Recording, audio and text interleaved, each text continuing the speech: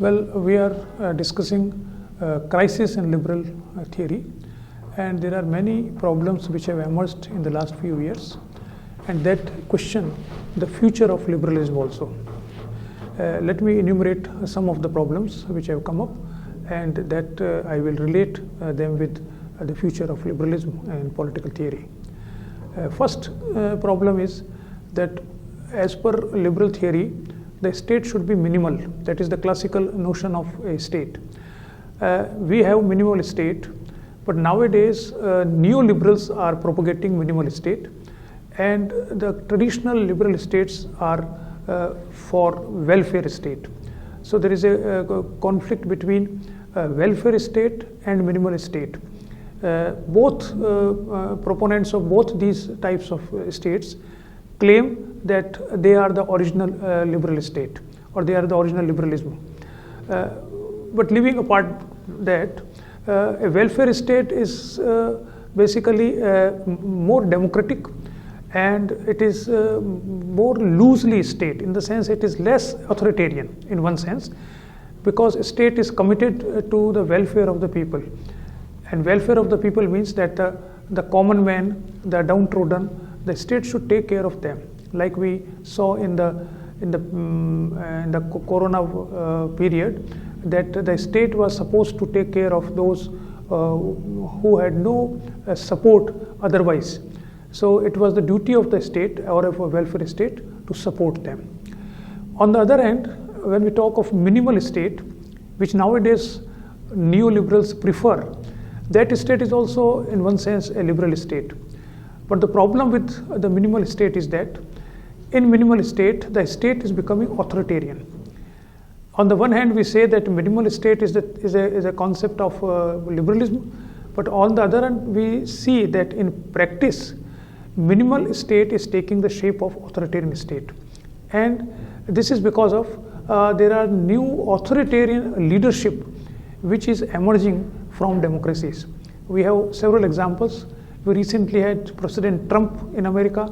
We had Putin in US, in USSR, in Russia, and in some other places.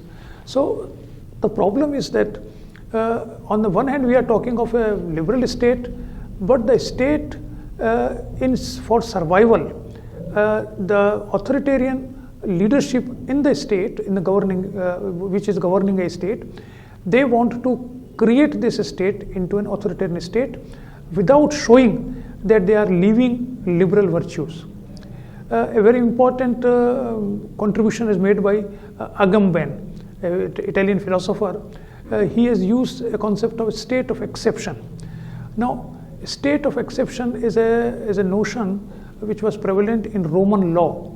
In Roman law, it was mentioned that there are certain individuals who have committed some crime against the state, and the state thinks that they should not be hanged, they should not be punished to this extent, but they should be left alone, in the sense that the state have abandoned the citizen. It's a particular citizen who has committed a crime against the state. Now in that situation, what happens that that individual is not killed by the state, but the state will not support that individual if someone else is killing him, which means he is abandoned. And if he is abandoned, then his life will become miserable.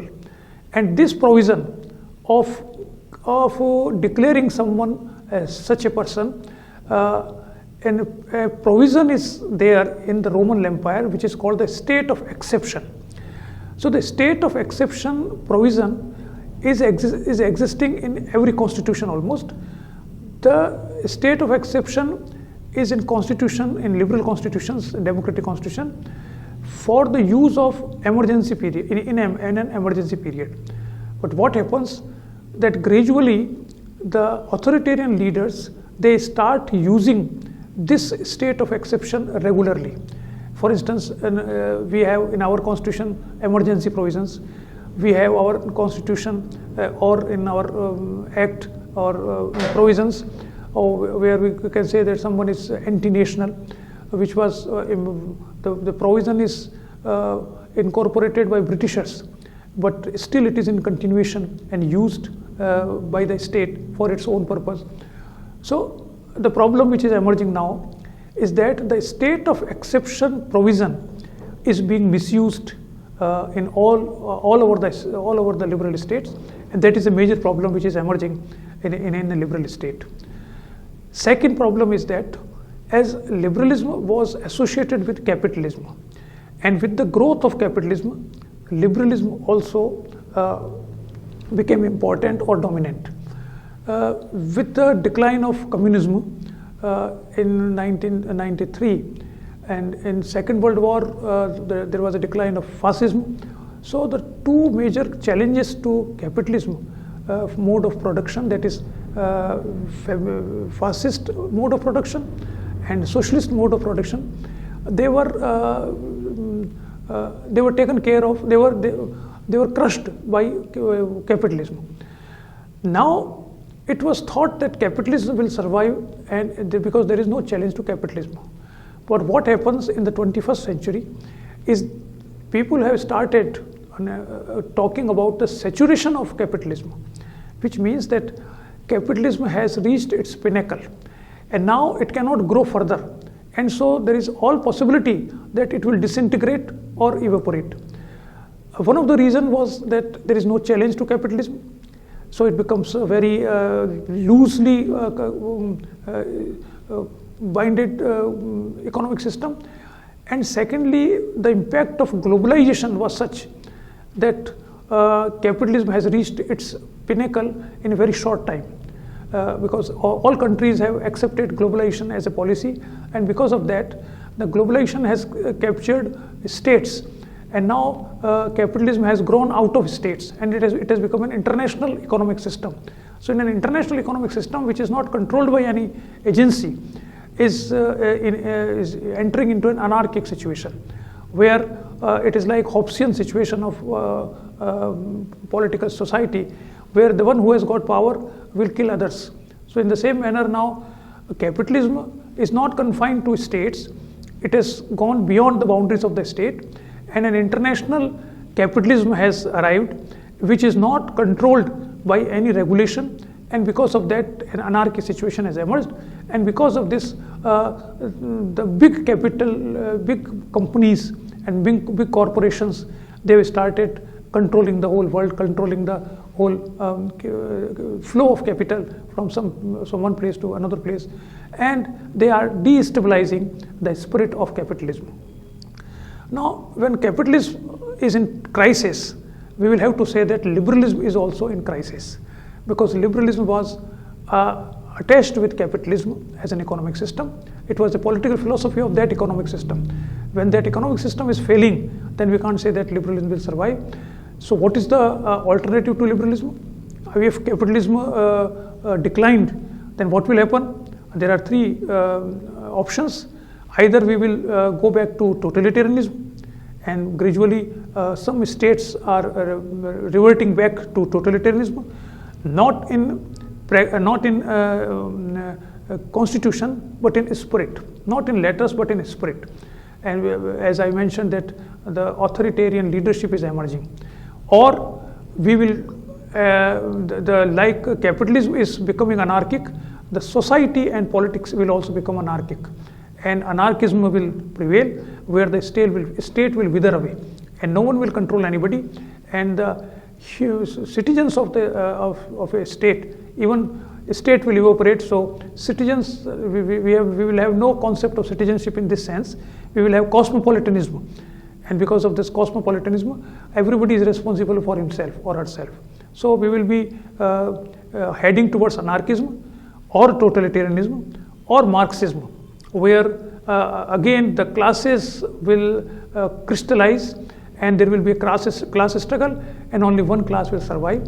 We don't know what will happen, but these are the three options which people believe may happen when the saturation of capitalism will be complete.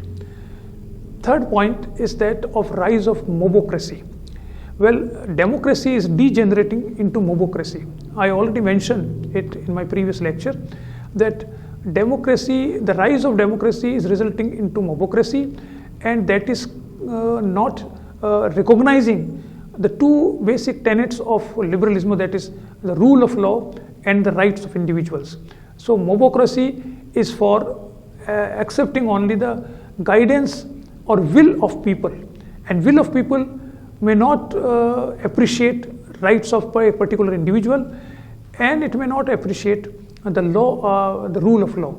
So all over the world, the rise of literacy has given rise to political consciousness, and that has given rise to democracy in all over the world.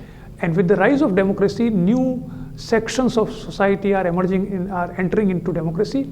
They are not trained in liberal thinking, and so they are taking liberal democracy and taking it towards mobocracy.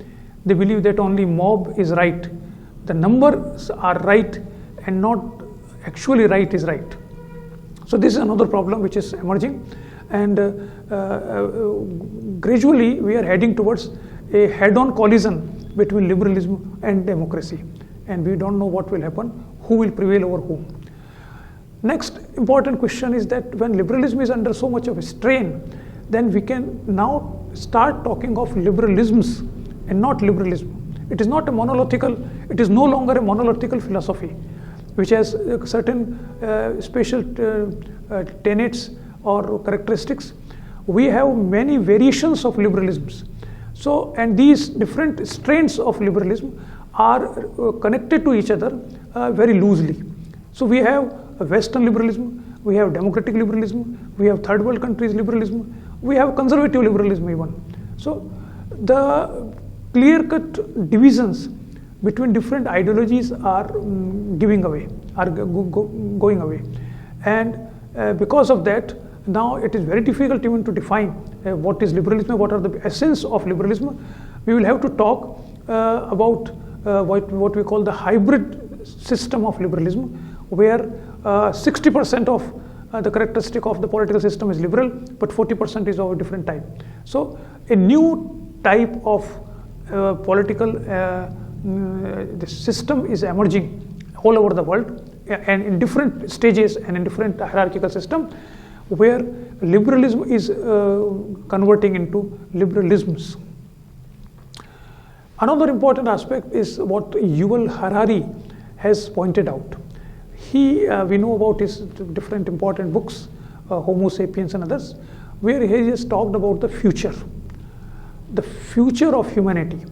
And in the future of humanity, he has indicated one important aspect which everybody accepts, is that we are on the verge of a technological explosion in society. And in this technological explosion is affecting our life, our social life, our economic life, our political life, our human life, our spiritual life even. So this explosion will certainly affect the political ideologies, and it will ultimately end ideologies.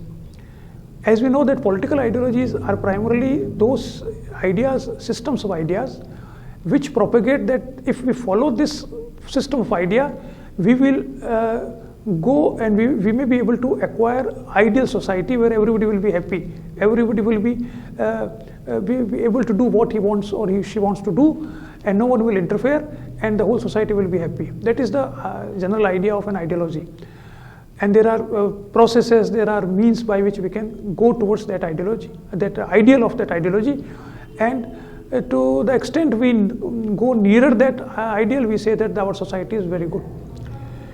Now, with the technological explosion, what happens that these ideas are not giving importance. Now, technology has overtaken the human ideas, and we believe that if we have technology, then we don't need ideas or ideologies more. Like for instance, if the application of technology in day-to-day life, which we see in transportation, in our communication, in our sensual pleasure, our enhancing sensual pleasure, or living in a very comfortable life. So if this comfortable life or the living standard is increasing, we are gradually not bothering about the ideologies, whether a left ideology is ruling us or the right ideology is ruling us, or there is a liberal philosophy or not, or there is a socialist philosophy or not, when everybody is getting some benefit out of this technology.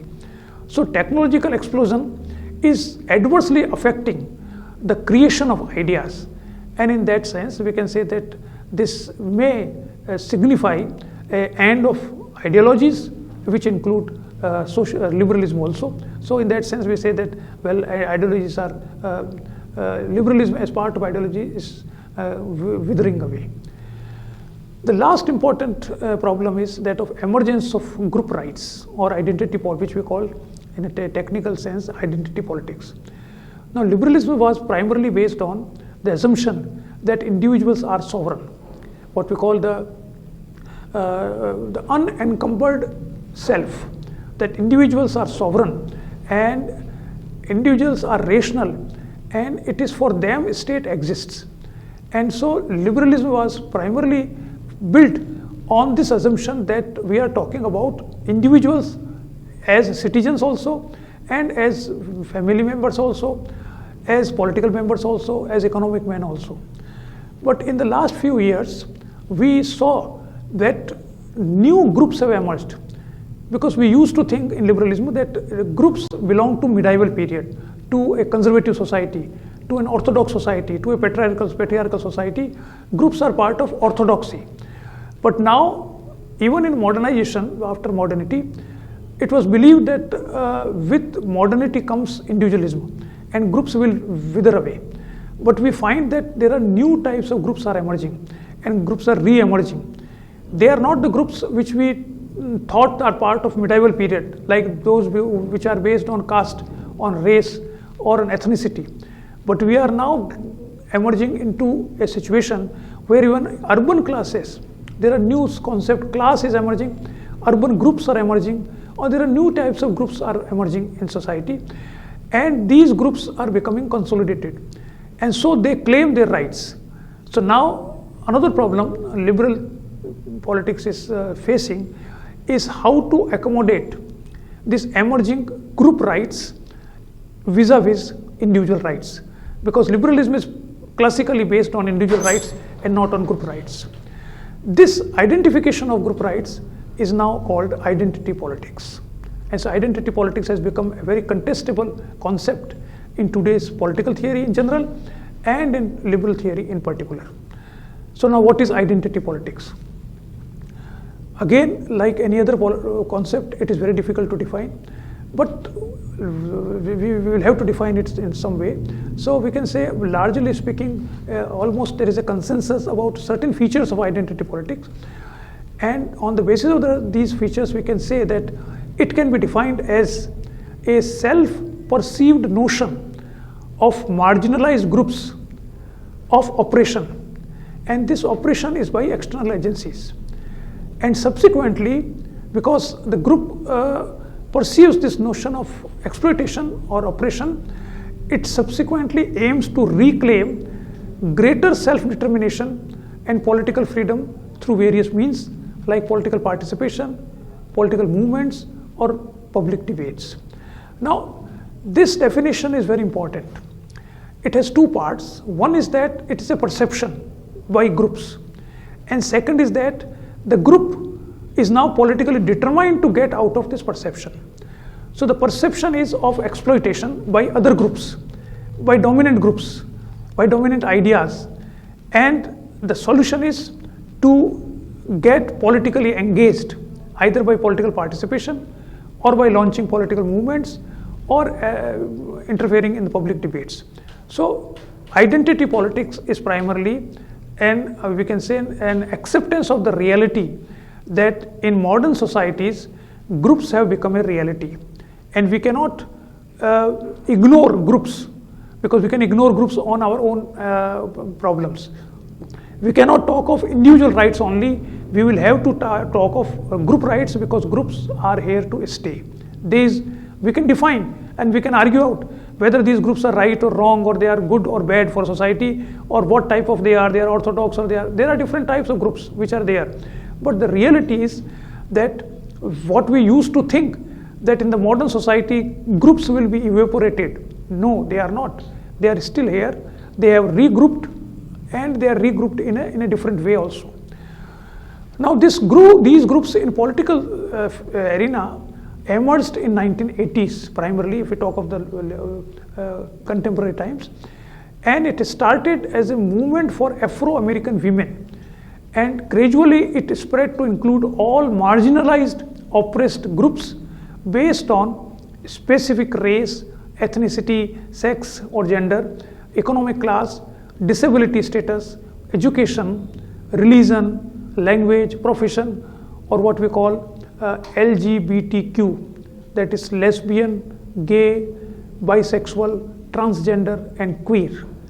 So this is the new reality of politics. And in 1990s, after the demise of Soviet Union, this identity politics has accelerated its pace in political arena. And in 21st century, we cannot think of political theory without talking about identity politics. Now, identity politics has many relations with many trends of political theory. We are here concerned with identity politics with liberal theory. Now, what is that? What is liberalism in today's context if we talk? The essential of liberalism, as we know, is the rule of law, the rights of individual, minimal state. These are some of the essentials of liberalism. But the rise of globalization has impacted liberalism also. And what is that? I was just mentioning about the rise of new groups.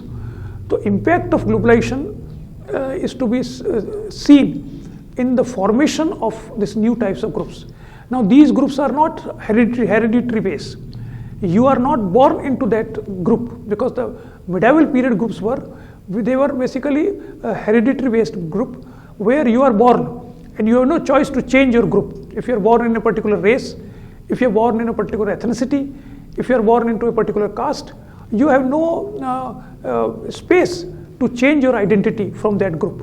But now with the impact of globalization has resulted into formation of new groups like customers. I am just referring to Apple, for instance, or Amazon. Now Amazon has a customers of thousands of customers are there in all over the world, and they have formed a group, and they can also influence the local administration as well as the local government or the state. So these new groups, like groups of customers, have become a reality in political arena, and liberal theory will have to take care of it. Now the important thing about these groups is they are transnational, and they are not simply confined to a particular state. They are transnational, and they are also, some are conservative, like they are based on religion. So we know about the religious fundamentalism also, where a particular religion has its people all over the world, and sometimes they group together in the name of the religion is in danger, for instance. Or there are modern groups like customer groups, which are created by the impact of the globalization. So groups may be of different types, but liberal state will have to take care of the identities of these groups. Now, while when these groups are there, then the political theorists are saying that now liberalism will have to be dissociated from enlightenment. If we want to incorporate the identity of these groups or these groups into political theory of liberalism, then we have to disconnect liberalism from enlightenment ideas. Now what does it mean? It simply means that in enlightenment we talked of individual reason, because enlightenment was the enlightenment of the individual reason, and liberalism was based on that individual reason. Now we have group, so we will have to talk about the group reason. Even John Rawls, who is a perfect liberal of the contemporary times, he talks about public reason, but he has not talked about group reasons. So what is now needed is that the liberal principles are to be dissociated from enlightenment, which means that liberal principles are to be dissociated from individual reason only. We will have to base liberalism on group reasons also, and to identify groups and their problems. Now, Will Kimilka is one of the foremost political philosophers who propagated multiculturalism, who supported multiculturalism, and he has also contributed in identity politics. He says that when we talk of identity politics, we are talking about the recognition of the minority groups in a particular society, and these minority groups are resisting the homogenization process done by the state or by the dominant group, dominant part of the society. Like we know in America, after this 9/11 incident, some conservative or ultra-rightist like Huntington, they came out with a book called Who Are We? And they argued that because of this multiculturalism or because of this policy of protection of minority groups, we are in trouble. So what America needs to do is to recapture the spirit of America, and that is the spirit of male, white, male, Anglo-Saxon, Protestant member of society and its ideology. So we have to homogenize all the different groups, minority groups, which are living in the United States, like Chinese or Indians or Mexicans or from other countries who are still having their own culture group. And if these cultural groups exist, then the unity of the country will be in danger. That is what the ultra-rightists were arguing. So the question is that whether the state should remain neutral or it should help in homogenization process. Now, Kimilka, for instance, and other multiculturalists argue that state cannot remain neutral, although it is the policy of the liberal state to remain neutral, because liberalism professes neutrality.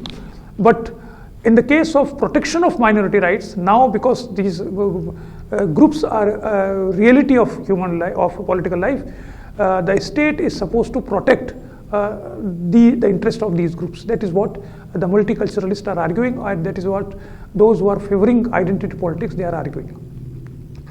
Now, how the state should relate itself to the groups, that is now the important question. And the question is primarily raised very scholarly by Charles Taylor in his book, The Politics of Recognition. He says there is a difference between toleration and recognition. Classically, the liberal state profess that we should tolerate our neighbor and we should tolerate the minorities. And from John Locke to John Rawls, all the liberals, they argued that political communities should tolerate minority actions and beliefs, and the state should refrain from interfering in social practices that include religious practices and those social cultural practices that are formed by illiberal thinking of minority groups. Now, this type of thing is called toleration. Now, what does it mean? It simply means that toleration preaches that rights of the individuals may be protected and promoted so for peaceful coexistence, and also to avoid identitarian divides, which means that we should not try to merge identity of one group into another group by saying that the identity of another group is superior to an inferior group. So toleration is in fact is a sophisticated term for indifference, which means that we should not interfere in the internal affair of a minority group, and we should allow them to be in coexistence with us, allowed to be in our neighborhood. But Taylor argued that this is not enough. Now, toleration is not enough for the sake of identity politics, because these groups are now asking for more. And what they are asking? They are asking for recognition. What is recognition? Recognition is an affirmative acknowledgement of their identities. Taylor argues that this is the result of a new definition of identity in modern times, wherein identity is linked with interaction with others. Now, identity is not in an empty situation. When what is my identity? My identity is constituted by recognition by others, by my relation with others. So I want not to be just tolerated, by others. I want to be recognized for my achievements, for what I am. So Taylor says that the state will have to be more proactive in recognizing the contribution of the minority groups and recognizing their assets, that why they are asset in a society. Not just because they are sitting in the society, they are part of our society, but they are also our asset. That is what the recognition means.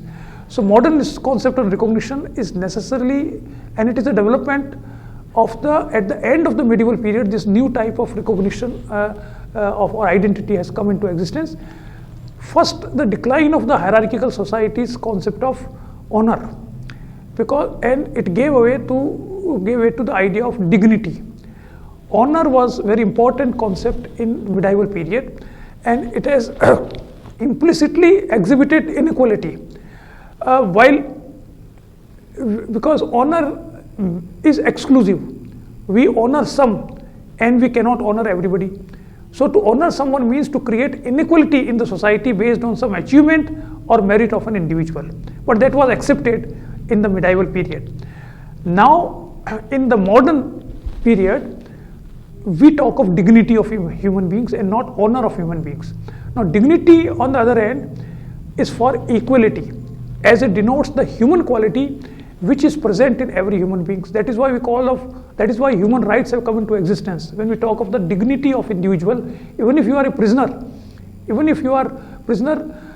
are defeated in a war and you are imprisoned, but you are a human being, so your dignity should be maintained. So dignity is a modern concept, and which is present in every human being irrespective of his merit or achievements. This is one development which has taken place after the medieval period. And secondly, every individual has a unique way of living his life, and we should recognize that way. In Enlightenment ideas, when we talk of reason and rationality, we say that everybody is equal, but we forget that everybody may be equal, but everybody is also unique. And so we should also talk about the uniqueness we should also take care of the uniqueness of individual.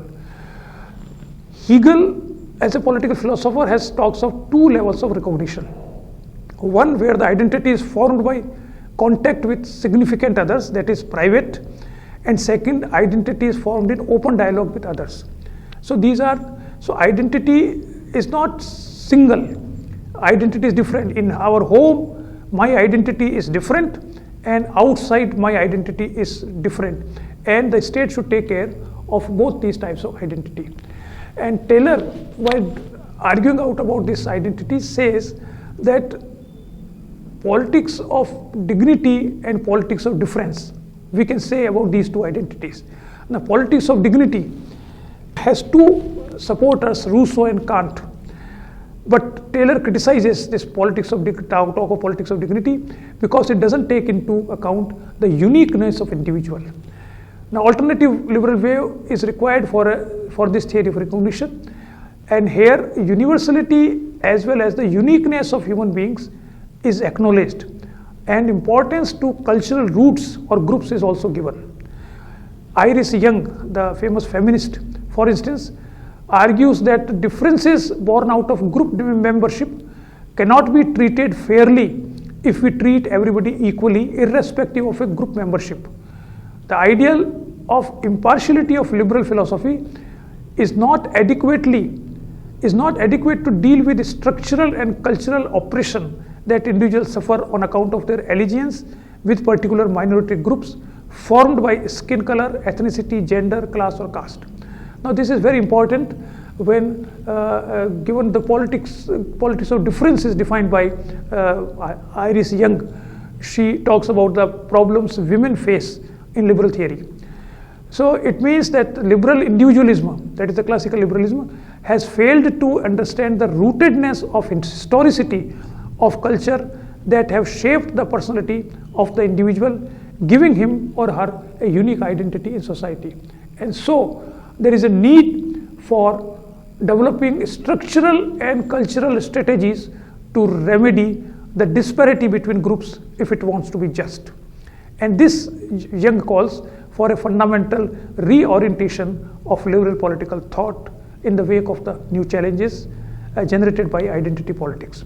So what in conclude we can say is that identity politics is a very important phenomenon which has emerged in the last few years, and liberal politics theory will have to take account of that particular this particular new phenomenon without adjusting or accommodating identity politics in liberal political theory. Liberal political theory cannot grow further. Thank you.